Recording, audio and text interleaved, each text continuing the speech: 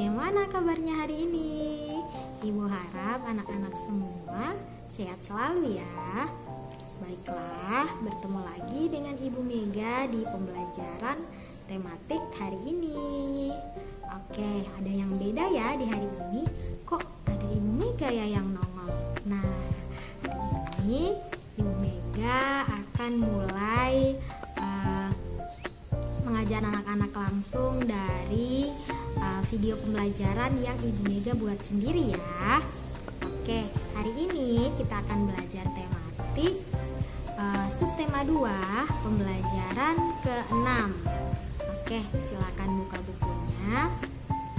Buku LKS ya anak-anak, yang punya buku LKS silakan dibuka karena materi di sini juga lebih banyak ya. Nah, silakan buka halaman 56. Di sini kita akan belajar PPKN dan Bahasa Indonesia. Bahasa Indonesia kita akan belajar tentang membuat ringkasan, dan PPKN kita akan belajar tentang betapa pentingnya perbedaan dalam keberagaman. Oke, marilah simak baik-baik penjelasan dari Ibu ya. Oke, baiklah anak-anak, kita langsung mulai pembelajarannya ya. Oke, yang punya buku silakan dibuka halaman 56. Nanti seperti yang Ibu beritahu, Ibu akan mengirimkan foto materi kita hari ini bagi anak-anak yang belum memiliki LKS. Dan Ibu harap anak-anak sudah punya buku ini ya. Ini sangat penting karena materinya banyak dan juga soal-soalnya juga banyak, mempermudah anak-anak dalam belajar. Oke, sekarang silakan buka halaman 56.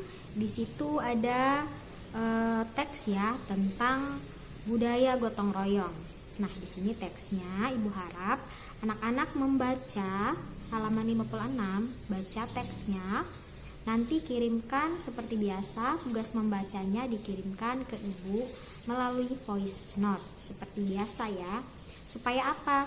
Kok Ibu selalu ya meminta kami untuk membaca? Nah, Ibu ingin anak-anak terus melatih untuk membaca. Bagi yang sudah lancar ditingkatkan lagi untuk membaca. Bagi yang belum, justru ini adalah untuk memotivasi anak-anak agar berlatih membaca, keterampilan membacanya terus diasah. Karena di masa pandemi ini anak-anak sangat sedikit untuk membaca. Gunanya membaca supaya anak-anak tuh lebih semangat lagi ya dalam membaca maupun menulis. Ingat, walaupun hanya pandemi, kita tetap lancar membaca, kita juga tetap lancar menulis. Ibu harap anak-anak seperti itu ya. Nah, jangan lupa nanti dikirimkan voice note membaca pada halaman 56. Judulnya adalah Budaya Gotong Royong.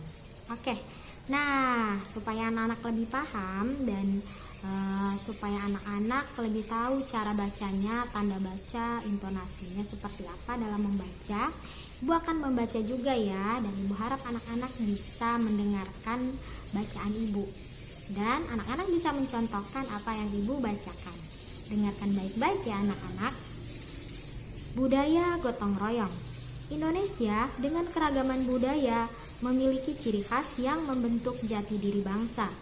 Tidak hanya budaya yang berkaitan dengan seni dan keindahan, tetapi juga perilaku yang mencerminkan karakter masyarakatnya di mata dunia.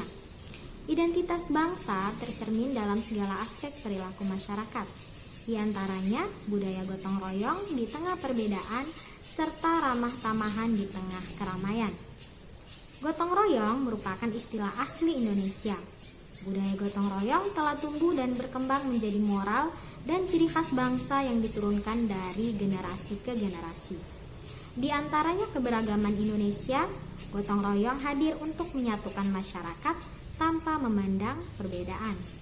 Gotong royong terjadi baik di lingkungan luas sampai lingkungan terkecil. Oleh karena itu, gotong royong telah melekat dan menjadi ciri khas bangsa Indonesia yang patut dilestarikan dan diterapkan dalam kehidupan sehari-hari. Seperti pada gambar di samping, kaum pria sibuk mengaduk semen dan pasir, menyiapkan batu bata, kayu, dan paku. Ada juga beberapa pria yang membersihkan lahan. Sebelum dibersihkan, lahan itu diratakan dulu. Kaum wanita, ibu-ibu menyiapkan makanan, kopi, dan teh. Semua sibuk mengambil bagian dalam pekerjaan itu. Tidak ada orang yang ngobrol ataupun berlagak seperti bos yang pekerjaannya hanya memerintah. Semua orang yang hadir ambil bagian dalam pekerjaan itu. Setiap individu mungkin merasa malu bila tidak turut berpartisipasi. Mereka semua memiliki perasaan ingin membantu dan ingin meringankan beban sesama warga. Mereka bersama-sama mendirikan rumah bagi seorang warga di desa mereka. Budaya gotong royong sudah menjadi bagian dari kehidupan masyarakat Indonesia sehari-hari. Nah, itu adalah bacaan yang berjudul Budaya Gotong Royong. Nah, sebelum kita lanjut, Ibu ingin bertanya kepada anak-anak, apa yang kalian tahu dari bacaan tersebut? Kira-kira bacaan tersebut menceritakan tentang apa? Oke, Ibu akan menjawab ya. Nah, dari teks bacaan yang sudah kita baca tentang budaya gotong royong, itu sudah dijelaskan bahwa masyarakat Indonesia itu sangat kental terhadap gotong royong, bekerja sama dalam lingkungan masyarakat. Nah, hal itu menjadi kebiasaan karena kita sudah ditanam di lingkungan keluarga kita bahwa betapa pentingnya kerjasama itu. Bagaimana ketika pekerjaan itu lebih mudah untuk dikerjakan, lebih mudah selesai itu ketika kita mengerjakan secara bersama-sama. Apalagi dalam lingkungan masyarakat. Ketika kita menghadiri acara besar dan segala macamnya, itu tidak bisa dilakukan dalam satu keluarga itu saja. Maka dari itu membutuhkan bantuan dari lingkungan masyarakat, tetangga, warga untuk membantu agar meringankan pekerjaan. Nah, itu yang kita katakan tadi gotong royong ya anak-anak. Nah, gotong royong, Ibu akan menjelaskan sedikit tentang gotong royong. Gotong royong merupakan pengamalan sila kelima, keadilan sosial bagi seluruh rakyat Indonesia. Kenapa seperti itu? Ada yang bertanya ke Ibu, kenapa kok bukan Persatuan Indonesia ya Bu? Kan sila ketiga Persatuan Indonesia. Nah, berkaitan dengan itu, Persatuan Indonesia kita belajar bagaimana kita menghargai perbedaan. Bagaimana ketika berbeda walaupun berbeda kita tetap bersatu. Sedangkan ketika gotong royong itu adalah pengamalan sila kelima Pancasila. Bagaimana dalam lingkungan masyarakat kita bekerja sama harus kita terapkan dalam kehidupan sehari-hari. Ibu harap anak-anak juga seperti itu ya, di lingkungan masyarakat, baik di rumah bersama kakak, adik, saudara, ketika membutuhkan bantuan kita harus membantu. Nah, itu pentingnya kita tanamkan diri kita dari kecil untuk selalu membantu, selalu bekerja sama, selalu ringan tangan agar nanti kita terbiasa. Ketika kita sudah dewasa, kita hidup di lingkungan masyarakat, kita berbaur dengan masyarakat, kita sudah tahu apa yang harus kita kerjakan, apa yang harus kita bantu. Ketika ada yang membutuhkan bantuan, maka kita harus kita tergerak hatinya untuk membantu. Nah, seperti itu tadi ya budaya gotong royong itu. Kita bersyukur kita terlahir di negara Indonesia yang beragam dan menanamkan sikap gotong royong sejak dulu hingga sekarang. Dan Ibu harap budaya gotong royong itu tidak boleh sampai hilang di negara Indonesia kita ya, karena itu merupakan ciri khas bangsa Indonesia, selalu saling tolong menolong. Baiklah anak-anak, kita lanjut ke halaman 57 ya. Materinya tentang membuat ringkasan. Nah, di sini yang harus anak-anak ketahui itu apa itu ringkasan? Apa sih yang dimaksud dari ringkasan itu? Nah, sekarang Ibu akan menjelaskan ya. Ringkasan adalah tulisan berupa hasil merangkum atau meringkas sebuah buku atau teks. Jadi di situ kata intinya itu adalah hasil merangkum atau meringkas dari sebuah teks yang panjang. Contoh tadi adalah teks bacaan ini kita ringkas menjadi sebuah ringkasan yang bagus, yang dimana ada inti dari teks tersebut ada di dalamnya ya. Nah, selain itu, ringkasan juga dapat diartikan sebagai bentuk ringkas dari suatu bacaan dengan tetap mempertahankan keaslian, urutan penyajian, dan sudut pandang pengarang. Nah, itu yang seperti Ibu beritahu tadi. Maka ketika kita meringkas, itu tujuan dari teks bacaan itu tidak hilang ya. Jadi ada di dalam, dan ketika kita membaca ringkasan kita sudah langsung paham, oh jadi teksnya itu tentang ini. Nah, tujuan membuat ringkasan adalah untuk memahami dan mengetahui isi sebuah karangan. Tujuannya agar kita bisa paham tujuan dari karangan tersebut. Yang seperti kita lihat tadi dari cerita teks bacaan tentang budaya gotong royong. Ketika kita meringkas, tujuannya adalah kita bisa paham apa yang disampaikan dari ringkasan tersebut ya. Jadi kita meringkas itu tujuannya itu harus jelas. Oh, berarti teksnya tadi itu tentang ini gitu. Jadi sudah jelas dan kita sudah mengetahui isi dari karangan tersebut itu apa. Jadi apa yang disampaikan dari teks tersebut kita sudah langsung tahu ya, gitu ya anak-anak. Nah, di sini dalam membuat ringkasan itu memberikan beberapa manfaat. Adapun manfaat membuat ringkasan dari dalam yang kita bahas ini ada 5 manfaat yang harus kita tahu. Manfaat dalam membuat ringkasan. Yang pertama adalah memudahkan membaca isi pokok bacaan. Isi pokok bacaan itu apa ya, Ibu?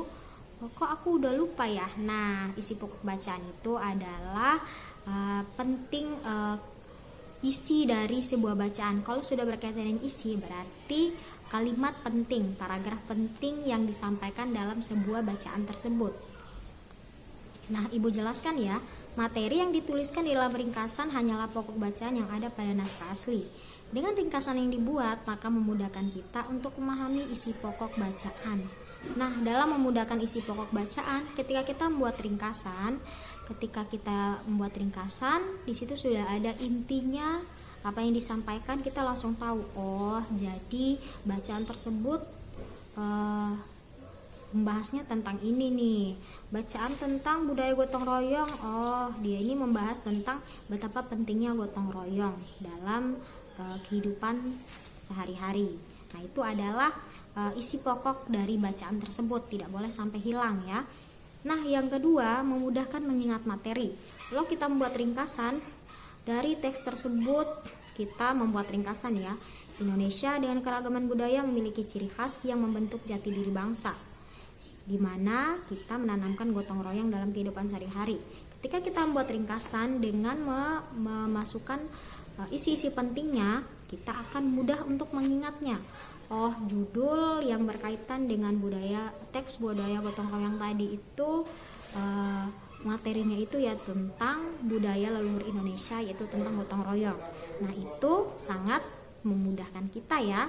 Ketika kita sudah membuat ringkasan, ketika kita sudah menulis intinya, kita akan dapat mudah memahami materinya yang disampaikan ya. Yang ketiga yaitu membantu memahami teks. Oke, seperti yang sudah Ibu jelaskan, yang di bagian kedua memudahkan mengingat materi. Ketika kita sudah membaca isi pokok bacaan, itu juga sudah kita dapat mengingat materi, dan itu sudah untuk memudahkan teks yang disampaikan dari ringkasan yang sudah kita buat. Jadi ketika kita membuat ringkasan, menulis ringkasan tadi dari budaya gotong royong, kita menulis pokok-pokok bacaannya, kita ingat materinya, sudah membuat kita memahami teks yang disampaikan dari bacaan tersebut ya anak-anak. Jadi contohnya seperti ini ya, ketika kita memudahkan membaca isi pokok bacaan budaya gotong royong, isi pokok bacaannya itu yang kita ringkas adalah Indonesia dan keragaman budaya memiliki ciri khas yang membentuk jati diri bangsa Indonesia. Lalu gotong royong merupakan istilah asli Indonesia. Budaya gotong royong telah tumbuh dan berkembang menjadi moral dan ciri khas bangsa yang diturunkan dari generasi ke generasi. Di antaranya keberagaman Indonesia, gotong royong hadir dalam menyatukan masyarakat tanpa memandang perbedaan. Nah, itu ya kita ringkas dari teks bacaan tersebut. Dari situ kita sudah langsung mengingat materinya. Oh, tadi berkaitan tentang gotong royong, budaya leluhur bangsa Indonesia. Kita juga sudah memahami teks tersebut. Ketika kita sudah mengingat materinya, kita sudah langsung memahami teks tersebut. Dan itu menjawab di poin keempat, mengingat kembali pada materi dengan cepat. Ketika Ibu bertanya kepada anak-anak, oke anak-anak, kira-kira masih ada yang ingat? Ada yang masih ingat tentang teks bacaan tentang budaya gotong royong, apakah ada yang masih ingat? Di dalam situ berkaitan tentang apa? Apa yang disampaikan dari teks tersebut? Lalu ada yang sudah tahu. Oh iya saya Bu, saya masih ingat. Materi dari teks bacaan budaya gotong royong ini adalah bagaimana Indonesia dengan turun-temurun sudah menanamkan sikap gotong royong sejak dulu hingga sekarang, dan itu merupakan budaya leluhur bangsa Indonesia. Nah, dari situ anak-anak sudah langsung paham ya, bukan hanya bisa paham pada saat itu. Ketika ditanya di hari esok, anak-anak masih bisa ingat. Nah, itu gunanya kita membuat ringkasan ya. Dan yang kelima, melatih kreativitas. Kok bisa melatih kreativitas ya Ibu? Ya iya, ketika kita membuat ringkasan, kita sudah kreatif dalam berpikir, kreatif dalam menyampaikan. Dari panjangnya cerita tersebut, dari panjangnya teks ini, kita bisa meringkas dengan tidak menghilangkan tujuan dari teks tersebut. Nah, itu merupakan kreativitas anak-anak ya. Kreativitas dalam membuat ringkasan, kreativitas dalam mengingat materi dan juga menyampaikan. Nah, itu pentingnya sebuah ringkasan. Ringkasan itu supaya mudah ketika kita membaca materi. Contohnya ini ya, contoh yang kedua. Kalau tadi contoh tentang budaya gotong royong, contoh yang kedua itu adalah membuat ringkasan. Ketika kita, oh ini materinya panjang nih, supaya lebih mudah diingat, saya harus membuat ringkasan. Jadi pertama kita tulis judul dulu ya, materi bahasa Indonesia membuat ringkasan. Kita tulis, yang pertama kita harus tulis artinya. Ringkasan adalah tulisan berupa hasil rangkuman atau ringkasan yang tidak menghilangkan tujuan dari teks bacaan. Itu satu kita tulis. Yang kedua, manfaatnya yaitu satu, memudahkan membaca isi pokok bacaan, memudahkan mengingat materi, membantu memahami teks, mengingat kembali pada materi dengan cepat, melatih kreativitas. Nah, itu yang kita ringkas dari materi tentang membuat ringkasan. Jadi nanti kalau kita belajar ya sudah, kita hanya baca ringkasan itu saja. Jadi tidak perlu kita tulis panjang, intinya kita paham. Apa yang kita ringkas, kita harus bisa paham. Yang kita ringkas itu tentang apa dan apa yang disampaikan. Jadi ketika kita meringkas, kita tidak hanya meringkas saja, tanpa kita tahu maksud dari yang kita tulis. Ketika kita meringkas, ketika kita tulis, kita harus sudah tahu. Oh iya, saya membuat ringkasan, berarti saya harus tahu apa yang saya ringkas ini. Ini isinya apa. Jadi harus tahu ya anak-anak, lebih mudah. Jadi ketika kalian belajar, ketika kalian membaca, itu sudah sangat mudah, sangat mempermudah. Nah, seperti itu adalah penjelasan tentang materi membuat ringkasan. Bu harap anak-anak bisa paham ya. Anak-anak, kita lanjut ke halaman 58 ya. Kita belajar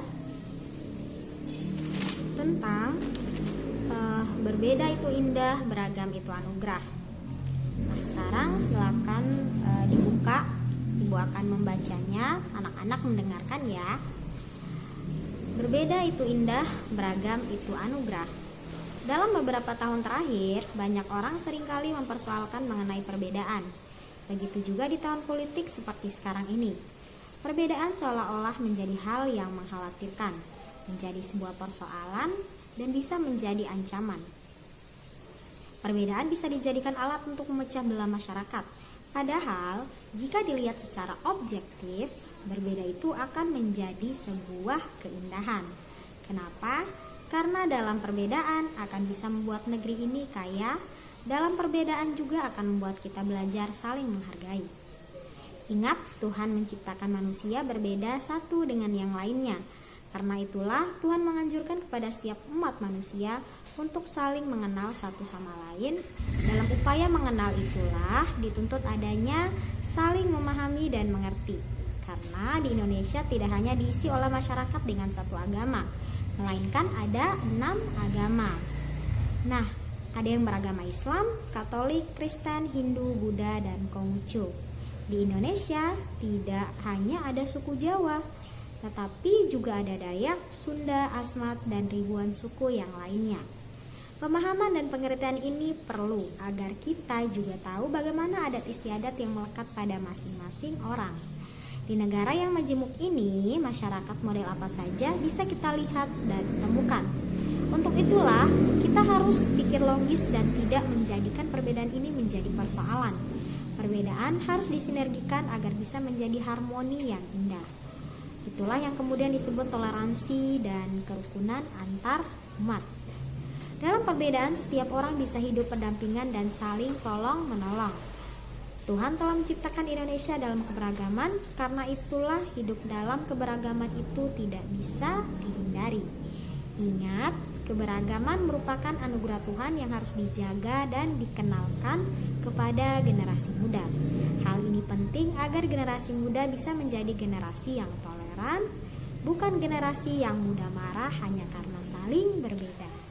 Nah, perbedaan dan keberagaman juga sebenarnya merupakan anugerah. Karena ini anugerah semestinya bisa berdampak pada kedamaian, ketenangan, dan kenyamanan. Namun, jika dipandang sebagai sumber persoalan, yang terjadi adalah konflik berkepanjangan yang tidak ada habisnya. Kita pernah mengalami konflik antar suku, perbedaan akan menjadi indah, dan keberagaman akan terasa sebagai anugerah jika kita bisa saling memahami satu dengan yang lainnya. Nah, kira-kira apa yang kalian ketahui, apa yang kalian bisa ambil pelajaran dari teks yang Ibu bacakan ini? Berkaitan dengan perbedaan ya, seperti yang sudah Ibu jelaskan tadi. Dari yang pertama tentang gotong royong, itu juga berkaitan dengan perbedaan. Dalam perbedaan itu, mari kita sama-sama bersatu. Karena kita harus ingat ya, semboyan bangsa Indonesia Bhinneka Tunggal Ika. Berbeda-beda tetap satu jua. Jadi walaupun berbeda, kita harus tetap bersatu. Jangan karena kita melihat orang ini agamanya Buddha, jangan berteman deh sama orang Buddha. Kita kan Kristen semua, kita kan Muslim semua, kayaknya tidak boleh. Ya, tidak boleh seperti itu ya anak-anak.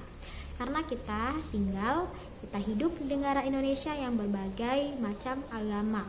Jadi pentingnya kita untuk saling toleransi. Jadi berteman dengan teman-teman yang berbeda agama itu juga boleh. Siapa yang bilang tidak boleh? Itu boleh ya. Kita berteman, menjalin silaturahmi, toleransi antar umat beragama itu sangat penting.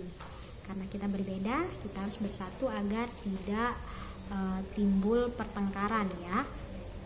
Yang kedua, saya ini kan orang NTT, kayaknya berteman dengan orang Jawa kayaknya tidak pas deh, tidak bagus deh. Kayaknya orang Jawa berteman sama orang Jawa saja deh. Kami orang NTT maunya berteman dengan orang NTT. Itu juga tidak boleh ya, tidak boleh sampai terjadi ya.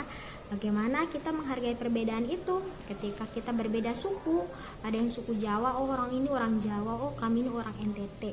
Berarti kita harus saling menghargai. Bagaimana kita bisa berteman, bisa bersatu. Justru karena itu kita bisa mengenal satu sama lain ya anak-anak. Dari situ kita bisa mengenal, oh iya orang Jawa bahasa daerahnya seperti ini, orang NTT seperti ini, makanannya seperti ini. Jadi kita saling kenal mengenal. Bagaimana kita mengenal mereka dan bagaimana mereka juga mengenal kita ya anak-anak. Nah, itu adalah pentingnya keberagaman. Ibu harap anak-anak menerapkan dalam kehidupan anak-anak bagaimana anak-anak itu saling menghargai, saling menghormati walaupun beda agama, beda budaya, dan beda bahasa daerahnya. Ibu harap anak-anak bisa paham ya apa yang Ibu sampaikan materi hari ini, yaitu tentang bahasa Indonesia tadi, membuat ringkasan, dan juga PPKN tentang menghargai perbedaan dalam keberagaman. Oke, baiklah anak-anak, Ibu harap anak-anak bisa paham materi yang Ibu sampaikan tadi ya. Nah, supaya anak-anak lebih paham lagi, mari kita kerjakan tugas di buku LKS ya anak-anak. Nah, untuk tugas di buku LKS itu di halaman 59 ya anak-anak. Ini. Nah, di halaman 59 seperti biasa kerjakan pilihan ganda 1-5 dan juga isian 1-5. Jika kurang paham, anak-anak bisa mengulang kembali penjelasan dari Ibu tadi, dan juga anak-anak bisa membaca di halaman 56-59 9 ya. Dengarkan kembali penjelasan yang Ibu ajarkan tadi. Intinya itu anak-anak bisa paham dulu, paham materinya. Ketika sudah paham, anak-anak bisa mengerjakan tugasnya. Ibu harap anak-anak bisa mengerjakan sendiri ya. Jadi tidak orang tua yang mengerjakan tugas. Ibu harap anak-anak harus semangat mengerjakan tugas. Kalau tidak tahu boleh bertanya sama ayah bunda, boleh bertanya sama bapak mama ya. Kalau tidak paham ya. Ibu harap anak-anak yang menulis sendiri tugasnya. Apa tujuan ibu mengatakan seperti ini? Biar anak-anak melatih tangannya anak-anak. Karena kita pandeminya sudah lama ya. Kita sudah lama pandemi, anak-anak juga sudah jarang membaca, jarang menulis. Jadi Ibu harap anak-anak yang menulis tugas-tugasnya biar melatih nih otot motoriknya, tangannya ini. Melatih supaya anak-anak terbiasa kembali untuk menulis ya, dan juga membaca ya. Jangan sampai hilang, tidak boleh sampai lupa bacaan dan tidak boleh sampai kaku dalam menulis. Ya, itu saja dari Ibu. Ibu harap anak-anak bisa paham, dikerjakan. Kalau tidak paham seperti Ibu katakan tadi, boleh tanya langsung ke Ibu ya. Oke, marilah kita akhiri pembelajaran kita pada hari ini. Nanti anak-anak bisa berdoa masing-masing. Ibu harap apa yang kita belajar hari ini, apa yang Ibu sampaikan, apa yang anak-anak terima dapat anak-anak paham, dan semoga pekerjaan kita hari ini dimudahkan oleh Tuhan. Amin. Dan sampai jumpa lagi di pembelajaran selanjutnya ya anak-anak. Bye.